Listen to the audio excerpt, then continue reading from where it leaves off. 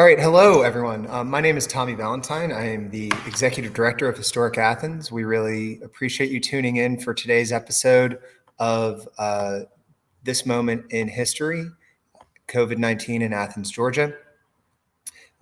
We are joined today with Janet Geddis of Avid Bookshop, and we are going to go ahead and bring her on in just a moment. Before we do, we want to thank you for tuning in to what is episode 4. The previous episodes are all available at facebook.com/historic Athens. So far this week, we've interviewed artist and community leader Broderick Flanagan. We've interviewed attorney and community leader Deborah Gonzalez in Tuesday's episode that really featured an exploration on Deborah's grief over one of her recent family losses due to coronavirus. Yesterday, we had a conversation with Dan Geller of Kindercourt. And so we have 55 total interviews scheduled. I'm just going to bring this on screen one moment so that we can kind of talk about what we have in store. So each week we have a different weekly sponsor. This week is Gary and Joan Birch. And so we really appreciate Gary and Joan. There will be 55 episodes over 11 weeks, each weekday at 1 o'clock until June 26th. Also, one special thing, if you're tuned in, you should know about is you can jump in our comment section and just by sharing a comment, question, anything that you want to share with this community, you'll become part of this permanent historic record that will be contributing to our local libraries and research institutions. But it'll also be a chance for you to ask a question that Janet can answer live. So with that said, we'll talk a little bit more in the episode a little later about how you can get involved with Historic Athens. But for now, without any further ado, we're going to go ahead and bring on our guest. So we're going to go ahead and stream in Janet here. One moment. All right, Hi. Great. Hi, Janet. Thank you for joining us. Of course.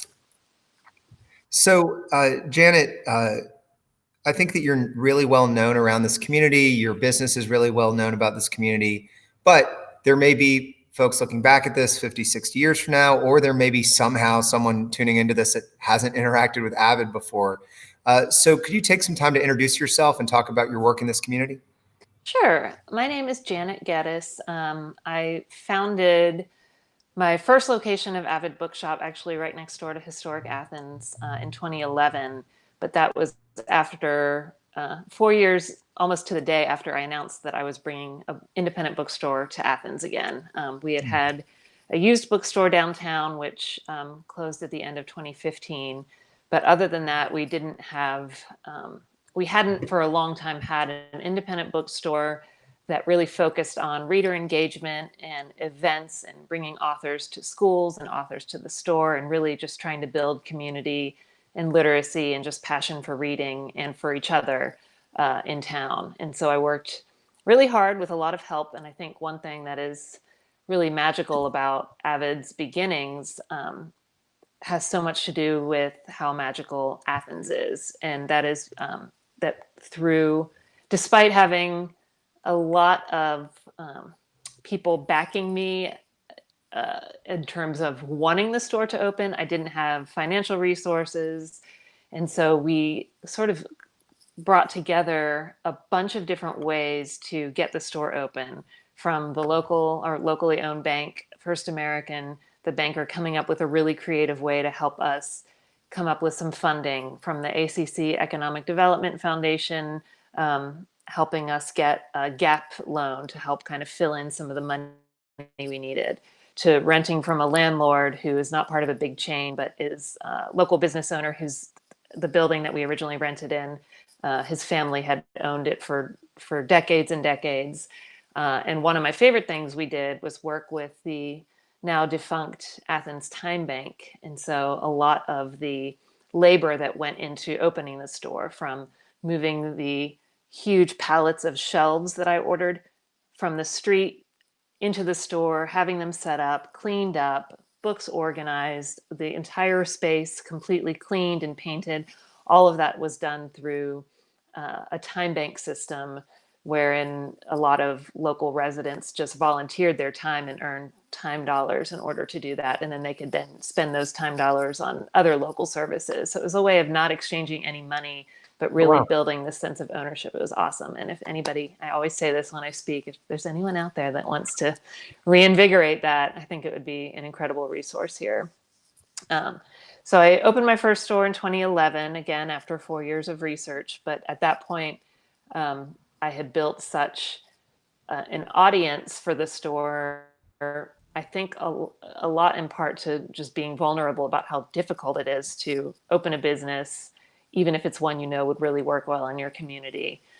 In 2016, we opened a second store in Five Points in a historic building. And I think our landlord won a historic preservation award a year or two ago for the work that he did on formerly the Styles building, and now it is the park. And another person who's local business owner. Anyway, it's been really great to be in Five Points. And then at the end of 2019, anticipating an upcoming 2020 recession, nothing like what's happening now. I never imagined this. I decided not to renew my lease on Prince Avenue. So now we're down to one store. But in all of this, we've been really transparent and open with our customers, most of whom are in Athens, but we do have customers nationwide, just about how, on the one hand, how important it is to have a community-focused independent bookstore in any town, how it can be one of the heartbeats of a town and its culture, but also that it is notorious for being one of the most difficult businesses with one of the worst profit margins out there. And so there's a constant vulnerability. And I mentioned offhand in a Flagpole interview a few months ago, Flagpole, the alt weekly magazine in town, I was interviewed about the closing of my Prince Avenue store, and I quipped at that time that I didn't know any local business owner who wasn't one crisis away from having to close their stores or their bars or their restaurants. And again, never anticipated anything like COVID-19, but that has really come to fruition. And I've really loved how our town, I think a lot of us always supported independent business, but so far people are really showing up to do what a lot of us buy local enthusiasts call like voting with your dollars. Like if every dollar is a vote, and you can either vote to send it off to a massive online place where workers aren't treated well, or you can give it to a local bar or a restaurant, or donate to a nonprofit like Historic Athens. Like what kind of city do you want to live in?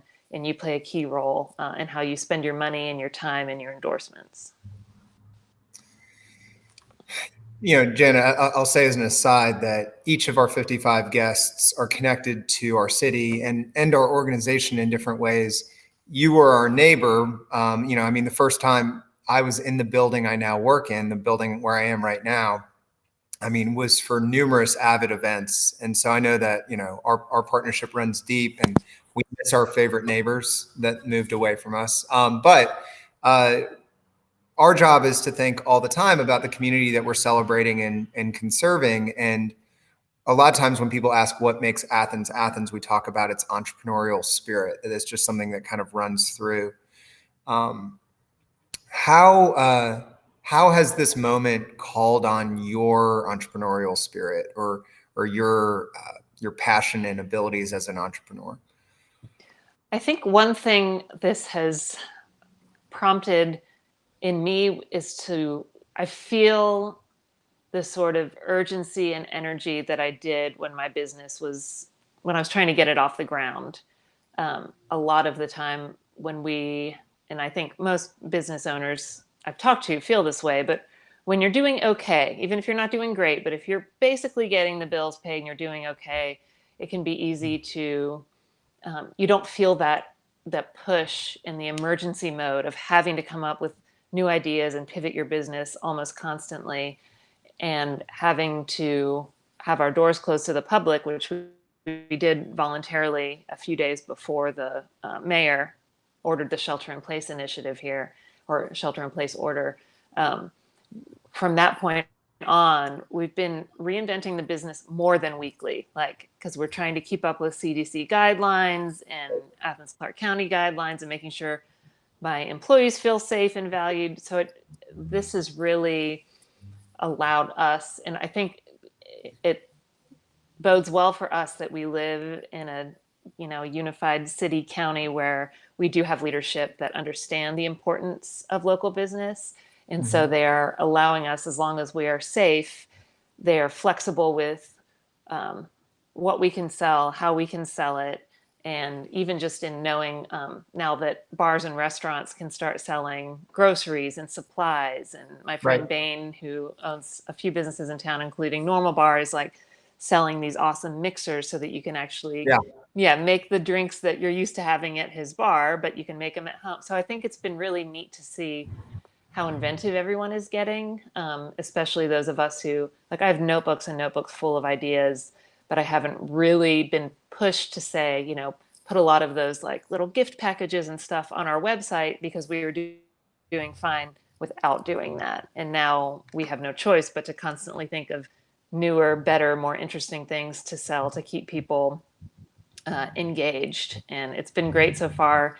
Unfortunately, I don't know how sustainable it is for some people. And I will say that I have the pleasure of being the business owner, and I'm also not I go to my store maybe once a week when no one else is there, and put on my Right. gloves. I'm super sanitary, but my staff is not able to be as creative as they usually are. So on the one Yeah. hand, I think the entrepreneur in me is able to. I feel so happy in a lot of ways. I'm coming up with like fun, like greeting card packages to send to people, and decorating and sending snail mail, and it feels like I'm connecting with people. And my staff are really happy when they can email with or get on the a phone call with customers.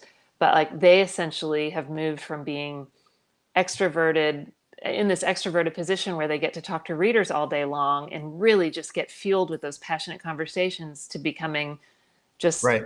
automatons printing up shipping packages all day, every day.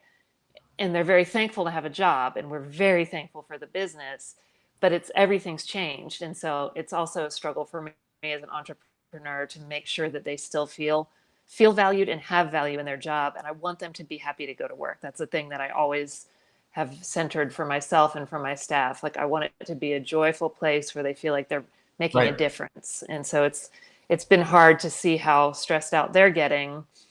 And again, they're very fortunate to have work, and whatever we're doing now is allowing us to remain in business for the time being. But it's also hard as a leader to see their spirits flag sometimes and feel like they're not technically doing the job that they were hired to do initially. And so I'm just trying to keep their spirits up, and buying them Yeah. lunch a couple days a week from local restaurants, and just trying to keep everybody feeling as fulfilled as possible. I'd like to spend some time in just a moment on that very timely subject, because I know it's something that we're constantly working on too, which is team morale. And if you've, as I know you have, worked to create almost a familial relationship with your staff, what it's like to try to do that with distance. But before we do that, I'm going to just bring up a few of the comments I've seen here. First of all, I appreciate all of you that are tuning in and sharing comments. If you want to share a comment, you can in the comment section below. Jeff Clark, local historic figure, charismatic gentleman, very stylish person. I'm assuming he's wearing tweed sweatpants at the house right now. Jeff says, good show. Um, Also, speaking of historic figures, Milton Leathers is clearly enjoying himself here, sharing a few comments. He said about Janet that she's so wonderfully articulate. I agree. I don't have to assume that's about Janet. I know that's not about me, so that's definitely about Janet. Both of us. That's right. Milton also says he's re-entering the world of snail mail. That's something, I've been struggling. Janet, how are you getting your stamps? I want to re-enter the world of snail mail, but I also want to social distance. How are you Yeah. doing it? I have been ordering from USPS.com, so United States Postal Okay. Service.com. I love to. Ordinarily we ship all of our stuff out of Ad Drug, which is a locally Mhm. owned pharmacy that has a Yeah. contract postal unit in the back. And we still are, but our shipments have been so massive that we haven't gone in as often. So I often buy stamps there. But to get my Yeah. true variety of stamps, which I have in my study, I go Yeah. to USPS.com and just buy them in bulk. And one of the things we're doing now is I'm one of the things I haven't been able to replicate online is our amazing greeting card section. And so I created this Google form where people can buy greeting cards, and they come pre-stamped because, like you, a lot of people either can't or don't want to go to the post office and be in public. And so you can say, I want 2 Mother's Day cards, 4 birthday cards, whatever kind of cards you want. And then I have the joy of peeling all the stamps because I have such a variety and putting them on the envelopes. And then I don't have any samples with me now that are finished decorated, but I just lavishly decorate the envelopes and put on tape and stickers and then mail them out. And then the person who bought the cards gets this magical moment of opening the mailbox and seeing something that's not a bill. And then inside, all they have to do is get the addresses and sign cards and mail them off. And so it's sort of this, like, I just imagine this like tree of all these people, like just getting all this joyful mail. And I think snail mail is the closest thing we have to like hugs right now in a way. Like I love seeing people on the screen, but it can be really frustrating not to be able to reach out and give a friend a hug.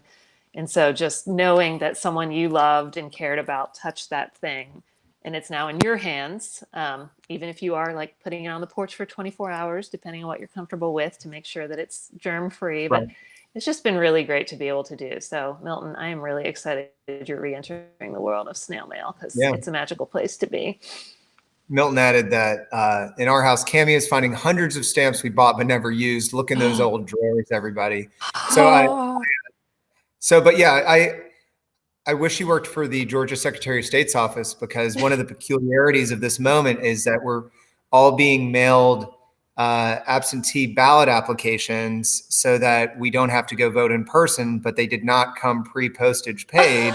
And so that means that every person that wants to submit this ballot application, which first of all, you have to submit the application to then submit the ballot that we're all going to have to do because they're not going to have in-person voting. But yeah, they don't have stamps. That's funny. Well, Milton should hold on to those stamps because if they're forever stamps, he probably bought them for a lot cheaper than they cost now. So, I mean, Milton could just get into a side business of Milton found the way. Deborah Gonzalez jumped in to say that I agree with the way you describe snail mail as hugs. I agree. I've gotten a few pieces of snail mail through this experience, and it is oddly emotionally overwhelming. You feel like you're, and then here's a so Jeremy, I see, has put a question in the thread, and Jeremy, we're going to go there, but I want to ask Janet one area of questions before we kind of go to that big question.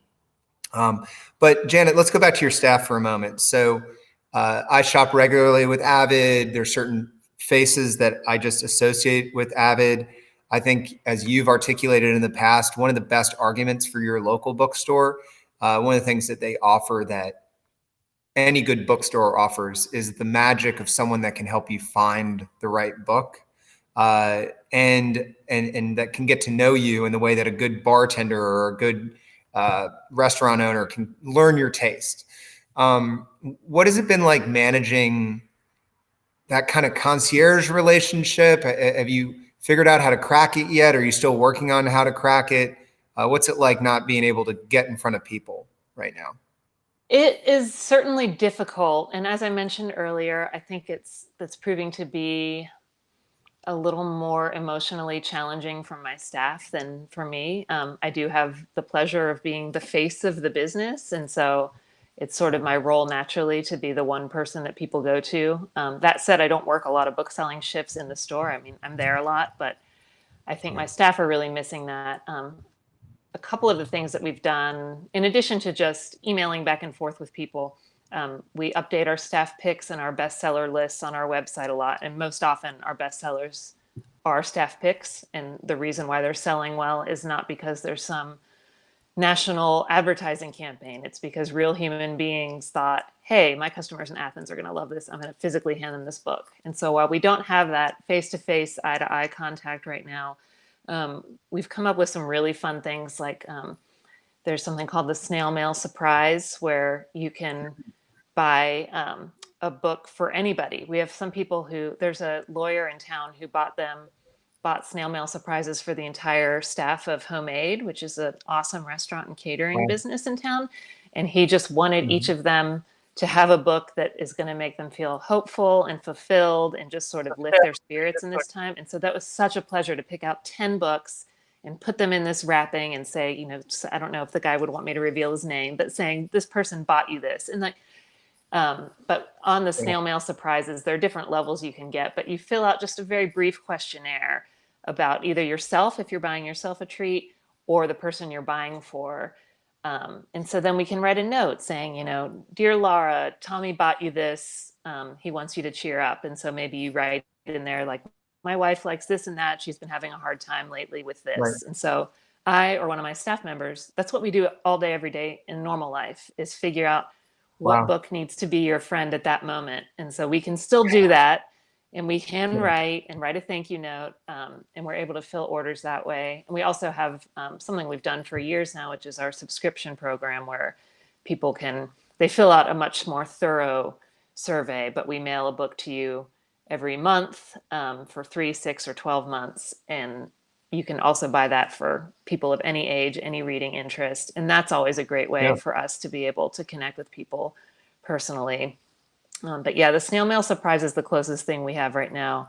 We've also been using our Instagram a lot. That's been an easy way to stay in touch with people and encourage them to show photos of whatever book they're reading. And one thing that I don't want to assume that like big corporations are all negative. I don't think that's true. I think there are a lot of big corporations doing wonderful things. However, I think that the chance of a business doing things not just out of the need to make money, but also the need to make people feel more fulfilled in their lives. I think that it's much more likely that a locally owned business is doing that. And so it's been really magical to be able to think about ways to, and think about the Grinch, like make people's heart, what is it, go 3 sizes? Yeah, that's right. And if you're in a position where you can't afford to buy a new book, like we have had people buy snail mail surprises for someone who could just use it. And we pick somebody that we know of in the community who comes in a lot and can't buy a lot, but loves to browse. So we're trying to figure out ways to make people feel that rush of happiness when they get snail mail, when they have a friend reach out to them, just that little, the boost of hormones that happen when you know that something good is happening for you or someone you love. So we're working hard. And then as I mentioned earlier, the being able to do the snail mail surprises, and also just our Instagram Q&As. Our Instagram is already, we have a lot of people that follow us online, but it's grown more quickly in the last few weeks than it had before. And so it's nice to engage with people on there and also just have them to connect with each other. And I think they've also realized how valuable and comforting books are in a time like this. I think we've often said that our main competition, while it technically is Amazon, because they have something like 80% of the market or something, and independent bookstores have 6. So they're our main competition in some ways, but in other ways, our main competition is the competition for leisure time. And so we have the pleasure, which is sometimes the struggle, of convincing people that books are worth their while. And one silver lining of this awful time is that people are connecting to themselves and their families more genuinely and in a really mentally healthy way by reading. So either by reading to escape what's going on, so maybe reading some crazy, sexy fantasy that is nothing like the life they're living at that moment, all the way to reading books about the 1918 flu and kind of understanding science. Like it really runs the gamut what is connecting with people right now. But cortisol levels drop within 5 minutes of reading a book. Like there are all these mental and physical ways that reading can improve your life. And I think a lot of people knew that logically, and now they're practicing it more and realizing how much they probably missed that, especially for a lot of people. Reading was a huge thing in their childhoods, and then they felt like they're too busy to do it now.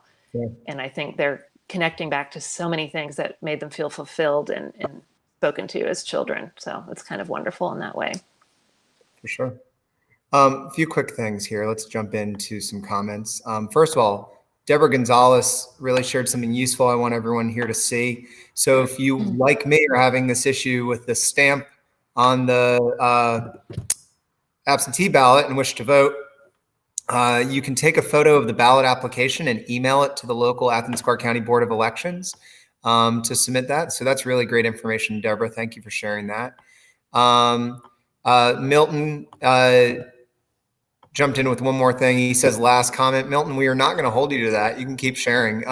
But Milton says that Charlotte Thomas Marshall tells everyone that Avid sold more copies of The Tangible Past in Athens. Fantastic award-winning book, won one of our historic preservation awards, than any other outlet. So thank you, Avid. And so that's great to know. Milton, I'm going to go back to an earlier thing I didn't share, which I should have, because it gives Janet an opportunity to answer a question that I've always wondered. So he just said the origin of Avid. So you plotted this opening for 4 years. I'm sure you had lots of notebooks full of logos and daydreams. What made you settle on Avid? So I long ago, for the first couple years of planning the business, I had a business partner who remained a very good friend of mine who lives in Atlanta now. And I voted for Word. That's the bookstore name I wanted. And she wanted Avid. And so we would debate it back and forth. And then to make a very long story short, I was in Brooklyn one day visiting a friend before my store opened. And we pop out of the subway and he points to the store and he's like, oh, this is the new bookstore that just opened. I wanted to show you. And I looked and it was called Word. And I was like, dang it. I guess we're going with Avid. Yeah, it is a wink to Avid Reader. And in a nice, like, full circle kind of thing is that the owner of Word in Brooklyn, and she now has a second store in Jersey City, she ended up being a really good friend of mine. And in fact, she was texting me like the minute before I logged on here. So I still have my connection to Word. But yeah, it's for Avid Reader. But I didn't want to do Avid Reader Bookshop. It just sounded, I kind of like the little winkiness of it because it's a cool word. It just means enthusiastic and eager. So it fits our brand a lot of ways. Like one thing I always tell people is like our brand is like exuberant and enthusiastic, but also authentic. Like we're not, getting some like demands from corporate on high to like fake some happiness. But we really like we're here. And when you see us, when you hear Rachel, who's been with me since we opened, like shrieking over a new book she loves, like, that woman's not faking it. She loves to recommend books to people. So yeah, good question, Milton.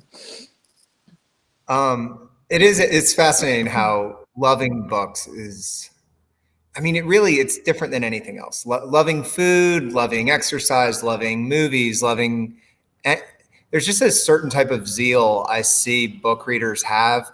I tell people all the time, so I was in the summer reading program every year here in Athens at the Athens Library. And depending on how many books you read, you could earn different prizes. And one year they had this shirt, and I'm sure it was objectively a terrible shirt. It had a hot dog on it, and it said, "Don't be a wiener, read a book." and I wore it until it truly fell apart. And I think all the time about how I could somehow reproduce that shirt. Janet, I guess to get into your origin story a little bit here, I do want to say this. Alex just jumped in and said, hooked into my Bluetooth in the car while I drive around scouting nominees for the Historic Athens Awards. So I'm glad people are experiencing this in different ways. So Alex, thanks for tuning in. But Janet, give us your origin story where you bit by a radioactive book. What happened here that kind of set this off? So I think a lot of us who love books talk about how dreamy it would be to own a bookstore. I think it's a very common refrain. And I grew up in a house full of readers. My parents always read to me and told me stories. And that was the one thing, even when my parents weren't doing well financially, we would figure out a way to get books from the library or from the bookstore in Atlanta. Like we would figure out a way to get books in the home. So I was always a big reader. And I think sometimes especially when Avid first opened, there were articles that said things like the only thing Janet Geddis ever wanted was to have a bookstore. And I was like, well, that's not true. Like I could have done several things. I would have been happy with lots of different options. But a lot of the things that I tried, like I remember feeling embarrassed when I was younger when people would ask what my hobbies were. And a lot of the time I'd just be like writing letters and reading. Like those were my main hobbies and it didn't really seem legit until I met more people later. And anyway, so I was this huge reader. I was an English major in college, but I just kind of kept getting funneled towards being a teacher because like what else, either you're a teacher or you're a writer. if you're so into books, like those are the two options that were repeatedly presented to me as the only realistic options. And so I do have a master's in education from UGA, and I loved getting my degree, and I do not like classroom teaching. It does not fulfill me in the least. I think I'm good at it, but it doesn't bring joy to my life really, other than maybe an hour a day. But I knew I couldn't keep up with that kind of schedule. And I'm also a professional writer, so I have that side covered.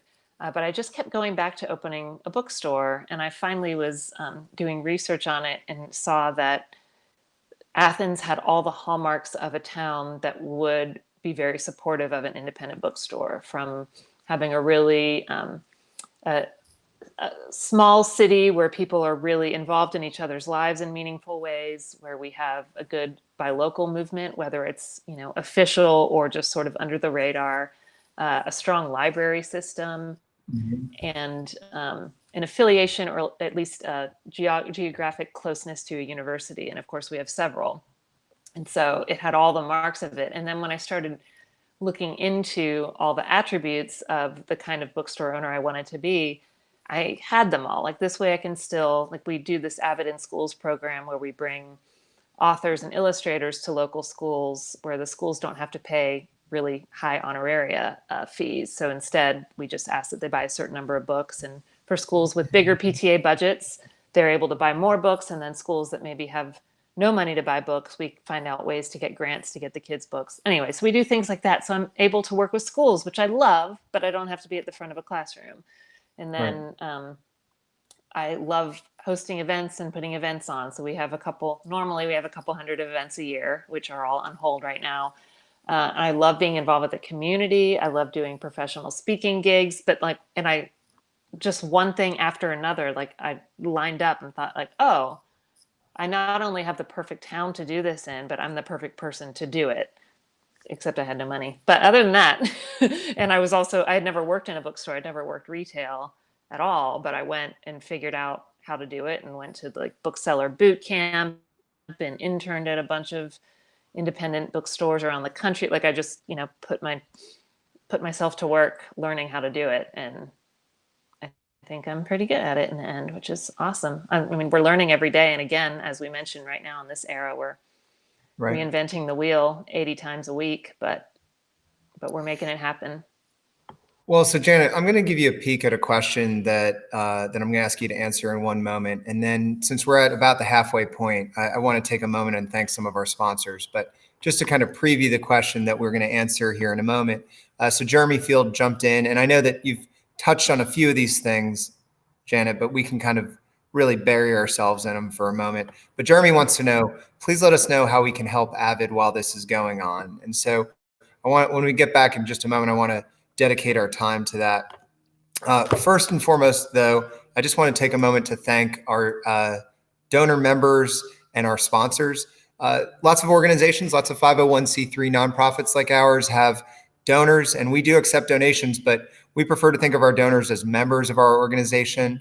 You're the ones who are helping steer us, make sure that we are celebrating and conserving community heritage in Athens, not just one neighborhood at a time, but the whole community. We have a community-wide mission. And so please become a member. Please help shape our direction. The people you see on screen are sponsors. If you wish to become a sponsor or a member or just make a small donation, membership starts at only $5 a month, but every dollar counts, and you can visit historicathens.com.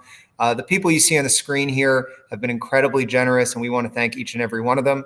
Also, one of the people you see under restoration sponsors, Gary and Joan Birch, they were the sponsors that made this entire week possible. We'll be thanking a different sponsor next week.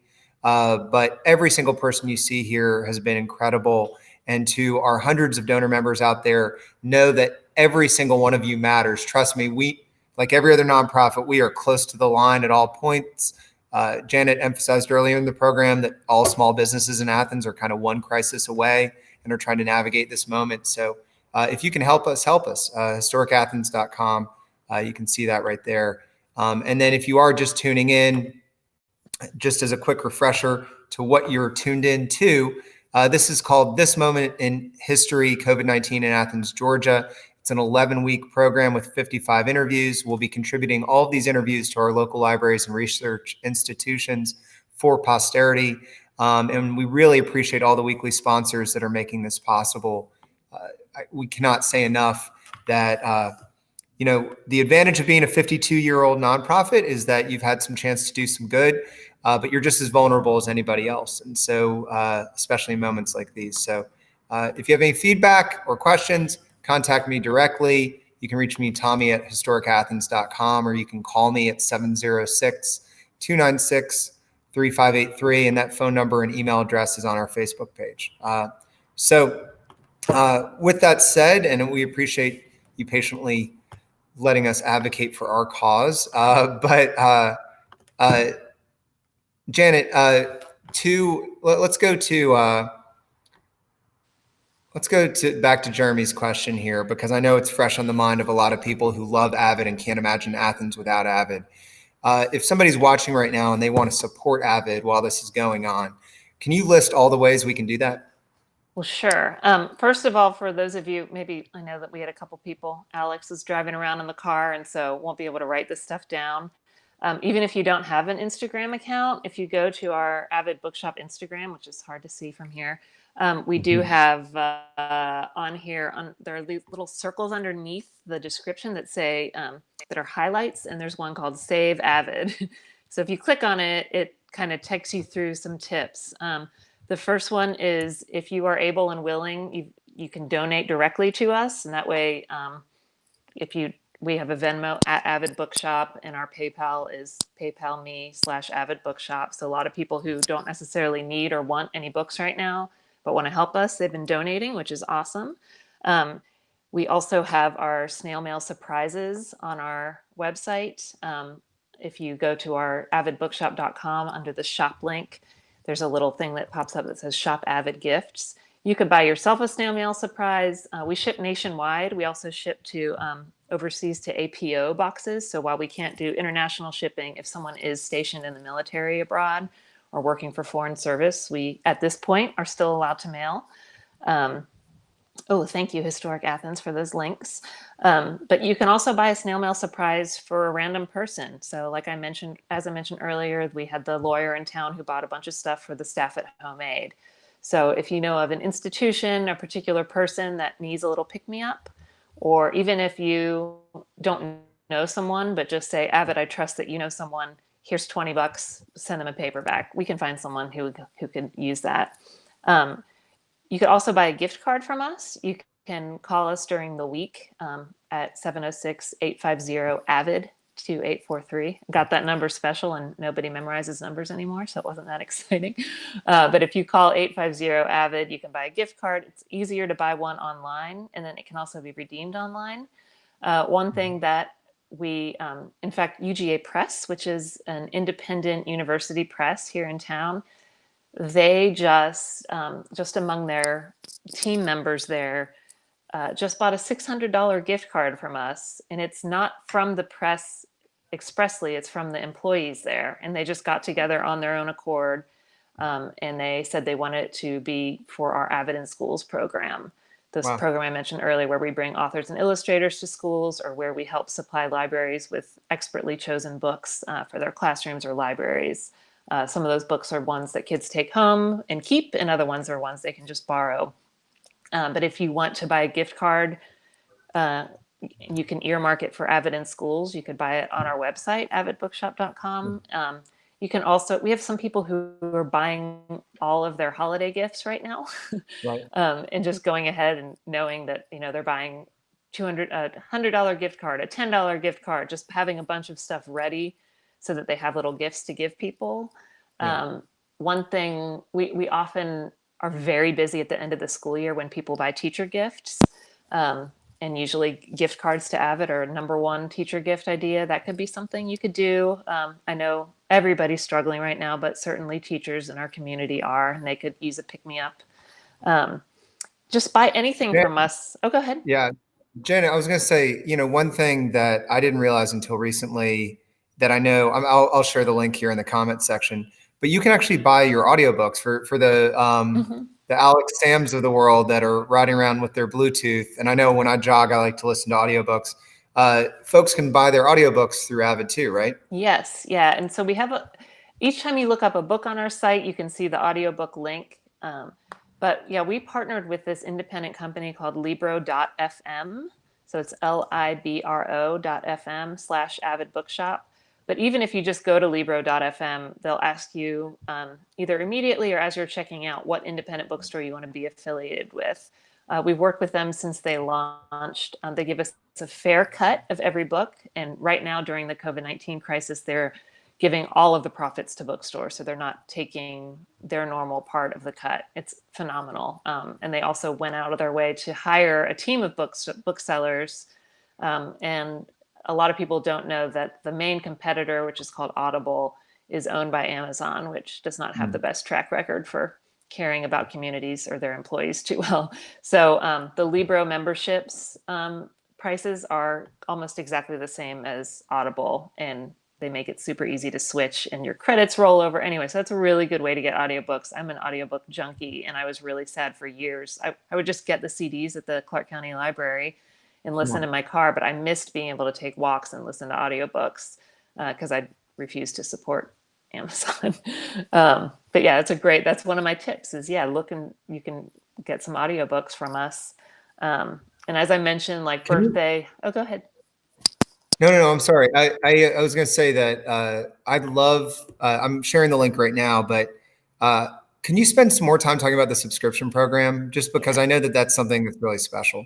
Yeah, I love this. So a long time ago, when Avid was pretty new, I mentioned offhand to one of our customers that I wanted to do a subscription program. And she actually is the one who pushed me to do it because I couldn't figure out how it would work. And she said, how about I'll be the guinea pig? I have a granddaughter on the way. It's my first grandkid. I really want to do this for her.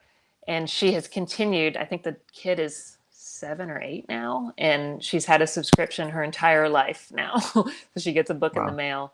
One thing that's really special about ours, and also why it's not that much more, but a little pricier than some other bookstores' subscriptions, is that we hand select the book for each particular recipient. So it's not like every adult paperback subscriber gets the exact same paperback. No, we take our time knowing what, say, Tommy Valentine does and does not like, and what movies he hated recently, and what his comfort TV viewing is, and a lot of the time we crowdsource it. So if the book's subscription manager is drawing a blank because she maybe doesn't read a particular genre that a customer reads, she'll post and we'll all, pitch in our ideas like, oh, how about this? How about this? Has he read this? And also because we keep track of customer purchases, never share them, but we keep track internally, we can see like, oh, he actually hasn't bought this one from us before.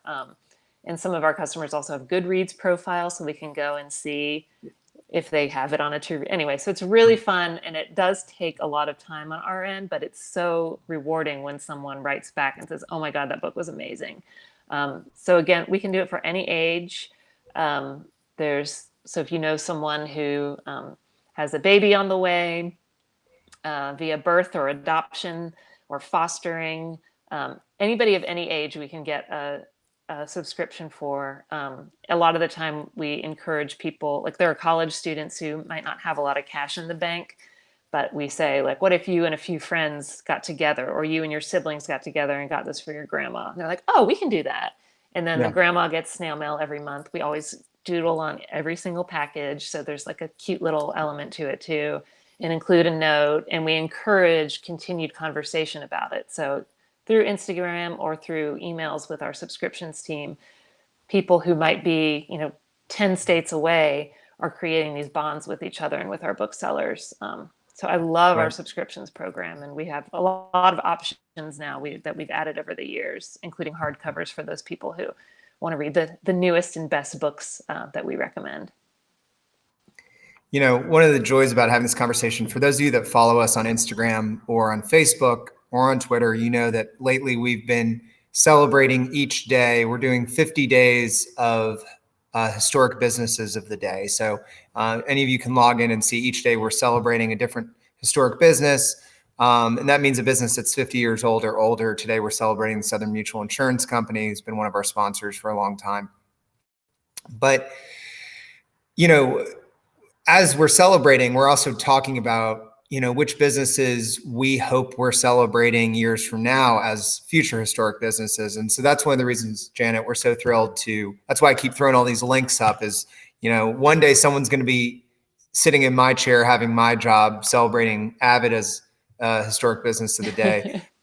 One last link from your page I'm going to share and throw up on the screen, and then we'll transition to the last quarter of our program. But, one of the things that Avid is famous for is their events. And I know that some of these events, the fact they're postponed is killing me. I know like the Cersei event and some of the other things that are coming up. But I also noticed that there are still some virtual events coming up. And so can you talk a little bit about those for people that are eager to still get plugged in or that are interested in staying involved in the Avid community? Sure. I'd say so far the virtual events that we've hosted to kind of test the waters of what it would be like are our book clubs. One thing that when I designed our book clubs at the beginning of Avid's story, I really didn't want them as much fun as it is when your book club devolves into just a wine club and you're not talking about books at all. That's sort of the history of my personal book clubs that I've joined at friends' houses. I want people to get to know each other, but I want the book to be the main focus of conversation for that hour-long meeting. And also, it's not the kind of thing where if you go to one meeting, you are there for life and you have to go to every single meeting and it's a closed group. Instead, you can just see what we're reading that month in any of our many book clubs and just buy the book from us, because we don't charge for book club. We just ask that you buy the book from us. And then you can go to the meeting. And at this point, if you're on the listserv for that club, or if you look online, we can give you the link to how to join us virtually. But you can get to know people. And a lot of the time, it's a way to create intergenerational relationships with people that you never would have come across in your daily life. So people of different ages, people of different interests and backgrounds. And then if the next month you're just too overwhelmed to attend book club, you don't have to. We'll see you later. So it's kind of nice. And we always have somebody who moderates, but it's not a strict book club environment. It's book focused, really interesting. You get to know the other people in the group as little or as much as you want to, and then attend when you want. And then as far as our other events, our events team on our events page on our website and also on our Facebook page, you can kind of see what's coming up. We're going to kind of try different platforms. We've talked to different bookstores across the country, that all of whom are shuttered right now to different degrees. And some of them are charging for a copy of the book in order for you to get in, and others are charging $5. So we're just sort of testing the waters with it. So we definitely invite you to see what things are like virtually at an Avid event. One thing that I'm hoping 50 years from now, when future Tommy Valentine is interviewing whoever owns Avid at that point, maybe it'll be me. Yeah, I'll be 90 then. I hope by then we'll have this long record of having had the Athens Children's Book Festival. We were to have the inaugural celebration on March 28th, and it was this very long planning project, and involved the Athens Library and the children's department there and Books for Keeps and Avid Bookshop. We had all these authors coming in. We were going to start slow with just one afternoon of events and then build it over the years. And we had to cancel it. And it was very heartbreaking because it was going to be one of those chances to really get a lot of families from the area together and just excited about books at our amazing local library, which also could use some support right now. So that was a bummer, but I'm hoping that that's something that we're not able to recreate that virtually right now. But I will say too, in addition to the events Avid is hosting, if you just do a search online for independent bookstores, because events are virtual right now, for those people who are really missing the chance to interact with authors and illustrators, a lot of independent bookstores are doing different events. So even if Avid isn't able to host an author, you might be able to find someone you love who's on a virtual tour. And even though we're technically competitors, the independent bookstore industry, like we're all super tight and support each other. I have multiple calls with other bookstores every week. And we really want all of us to survive And so we'd love your money. We'd love to be able to send you books, but also we're not going to be mad if you go to another bookstore virtually and shop with them. And we also have a really cool nonprofit called BINC, which is the Book Industry Charitable Foundation. Mm-hmm. They're at thinkingbink.org, I believe. But you can, right now, I'm on a team of people that is working on saveindiebookstores.com, hashtag saveindiebookstores. So because Avid is special in Athens, and I think it's special nationwide, but also there are lots of different versions of Avid in different cities around the country. And so we are an existential threat almost every day. And the COVID-19 crisis has made it very, very frightening to own a bookstore right now because, as I mentioned at the beginning, our margins are terrible and the whole industry kind of needs to be reinvented. So we're trying to save them. And so those funds are going to bookstores who are experiencing severe financial need, including ones in California where nobody's even allowed to employees aren't allowed to set foot in the building. So the BINC Foundation has been really great too. And they also help booksellers in times of trouble. And they've given some of our staff members college scholarships, and they've helped me pay some medical bills that I couldn't afford. Anyway, they're great. So all you book lovers out there, if you care about independent bookstores, there are multiple ways to support Avid and then the industry as a whole.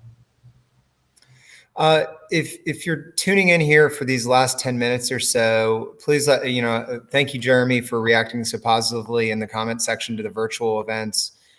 Thank you, Milton, for sharing some additional enthusiasm for Avid's name and kind of some of the meanings behind that. We're going to use the last 10 minutes or so to ask Janet some of the same questions. We've been closing with a series of historic-based questions that we're trying to secure answers from all of our guests. I do want to emphasize that Janet is a great example of someone who has invested her businesses and her capital in adapting historic spaces. And each year, it's our organization's job to celebrate people like Janet. If you know someone in this community who did a really incredible historic preservation project this year, maybe it was a home, maybe it was a business, maybe it was a publication, maybe it was something they did to save an important historic site. In June, we'll be celebrating our 51st annual Preservation Awards, and we want to make sure we recognize people like Janet. All you have to do is go to historicathens.com and you can find the nomination form. You can nominate as many people as you want.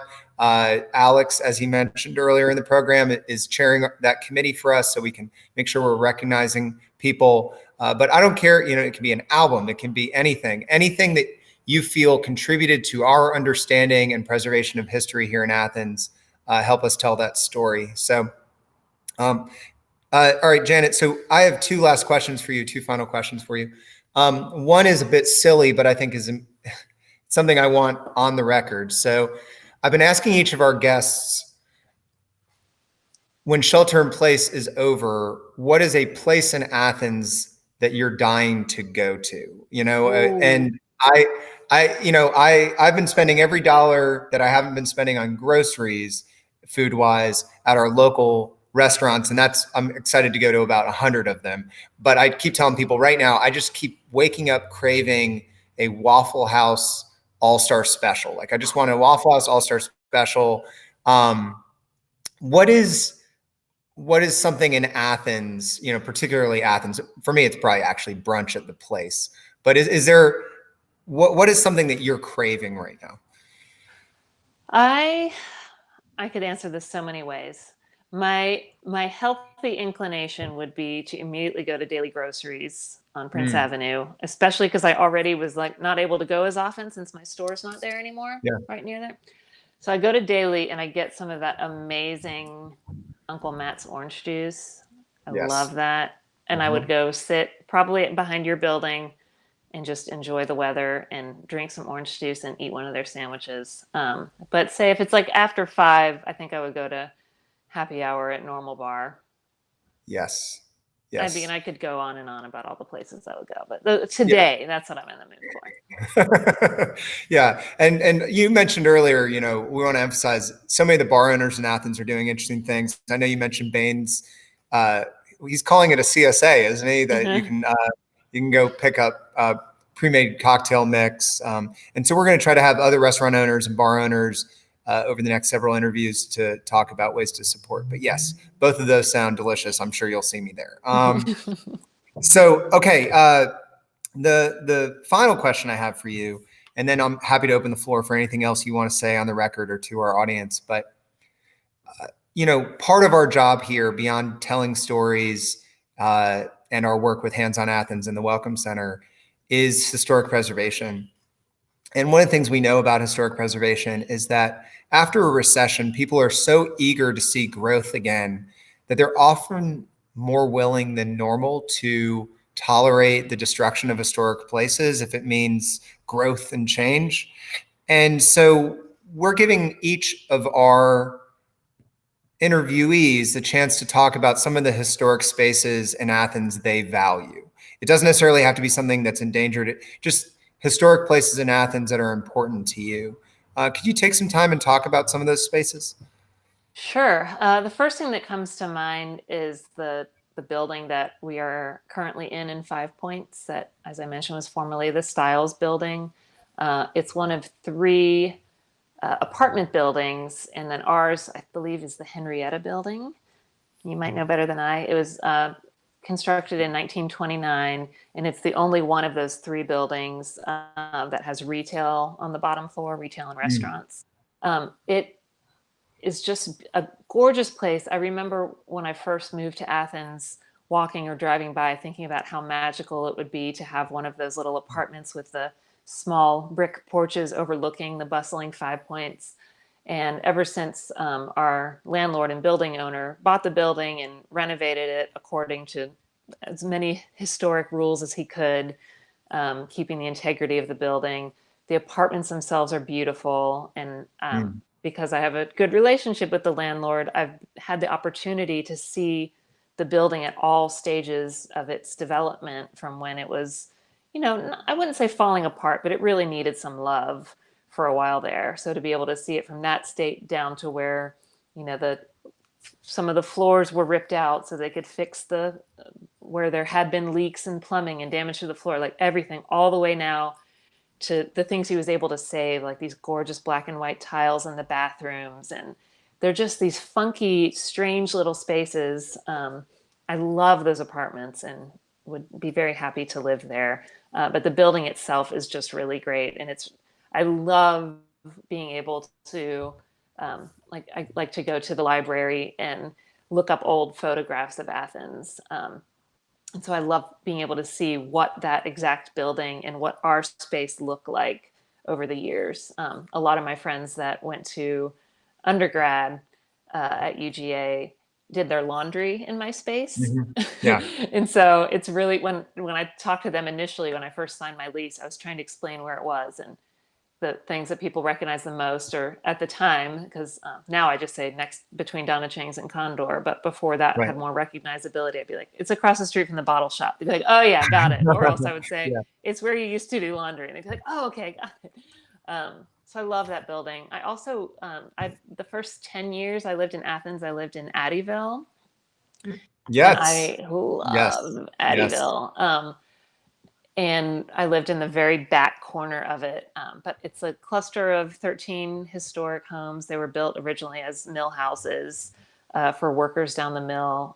There are a few in the neighborhood. I didn't have one of these, but there are some historic double barrel shotgun houses. So instead of the one traditional shotgun house, it used to be, I guess, like a little form of a duplex. So these 2 tiny residences in the same building. They're really cool looking. They're each painted a different color.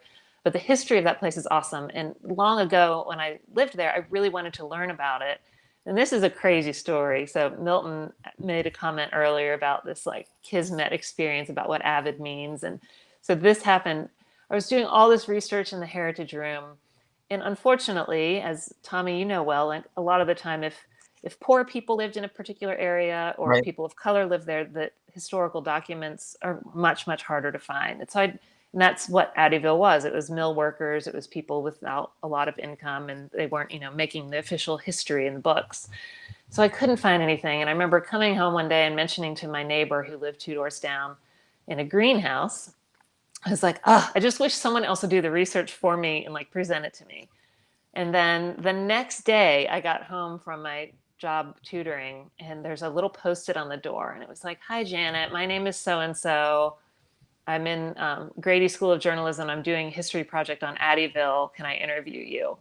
And Yeah. so this person, she was like, oh, I already found out this. I know all the owners. She had all these Right. photographs. Like she had done it. I was like, oh, great. Thank you. Well, Jana, I'll trade you a story for a story, and I do want to mention. So Alex mentioned that he also loves the Styles Building. His mom just moved in there, and that he'll come see you after sheltering. Awesome. But so I have the privilege of living in the Newtown neighborhood, which is right behind Addyville, and I've lived in Athens since I was 5, and so I like to think I know a lot about Athens. But this job has revealed that I knew very little compared to what there is to know.